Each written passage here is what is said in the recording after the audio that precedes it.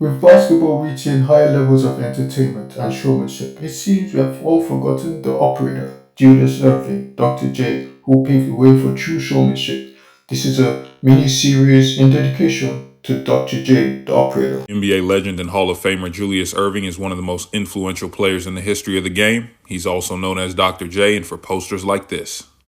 His game was more than just dunking though. As you're going to see in this clip as well as in later ones, he also showed flashes of vision, being able to find his teammates for open looks. Averaging 2 steals a game over the course of his career, Dr. J was active on the defensive end, and once he gets out in transition, showtime. Another example of his passing ability, once you guys see this in slow motion, you'll see how difficult of a pass this really was.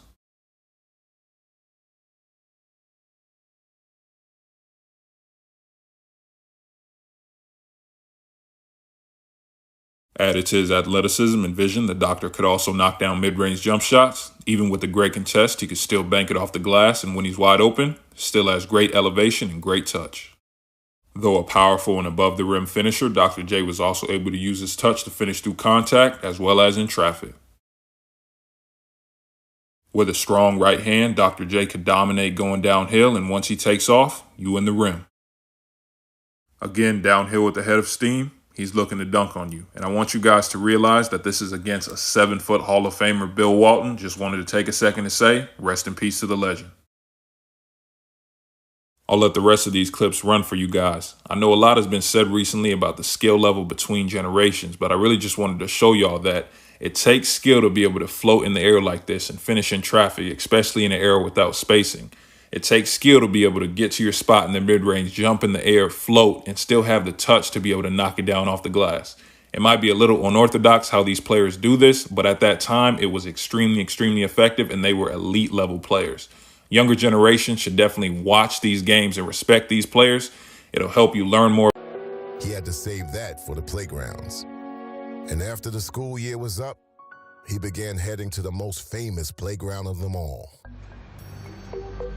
Since the 50s, Rucker Park in Harlem had hosted summer tournaments that brought names as big as Wilt Chamberlain and Connie Hawkins to the blacktop to play a version of the game where style was essential to the substance. The first game you got in on this court here and played like a bum, you was a bum. So when Julius Erving came to Rucker, he'd either be known in the basketball world as a great player, or he would have probably figured out a way to deal with his books and keep his grades high. We played him the first game, and they kept saying, you wait till Julius gets here. You wait till Julius. And I'm like, who's Julius? I'm in the NBA. What I care about Julius? Tom Hoover had never heard of him. But soon enough, the kid named Julius was doing things that no one at the Rucker would ever forget. At the baseline, he dunks, and the guy takes the ball out to throw it the length of the court for a fast break. He jumps up in the air and catches the ball and throws it down. Charlie Scott shot a long shot, and Julius came, took it out of the air, and dunked it. I took it right there. I said, I don't need to see anything else. This was it. People here in Harlem, they really know good basketball. And, you know, if you do something real nice, you know, they show their appreciation. He came down one time. I had the angle on him. He dunked the ball so bad, the ball hit me in the top of the head.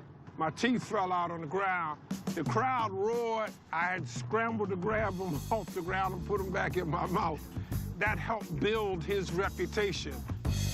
There was just one thing left for Julius to earn at the Rucker. They would call him different names, Little Hawk. He went over to the announcer and said, I'm not the Little Hawk. That's Connie Hawkins. So then they called him the Claw. Oh, man, the Claw's got the ball going. I was like, I'm thinking, I wonder who he's talking about. He's calling me the Claw. I didn't want to be the Claw. They were calling him all sorts of names. Oh, what a rebound by Black Moses. Black Moses, what are you talking about? He said, if you want to call me anything, call me the doctor. So you know, they said, well, the doctor is operating tonight. All of a sudden, Dr. J, Dr. J, Dr. J. Who's your favorite basketball player? Dr. J. Why? All his moves he do, that's why. Behind me, up on the roof, is a school. They were all on the roof. He drew the greatest crowd in the history of the Rucker Pro League. You had people up in the trees, sitting on branches. Everywhere you looked around, there were people. It wasn't even standing room only. People could not see enough of the game. We had people on the bridges. This is where the legend of Dr. J started. As you can see after watching the video, Dr. J, aka the operator, has shown that you must continue being consistent in the game, and the game will surely love you back.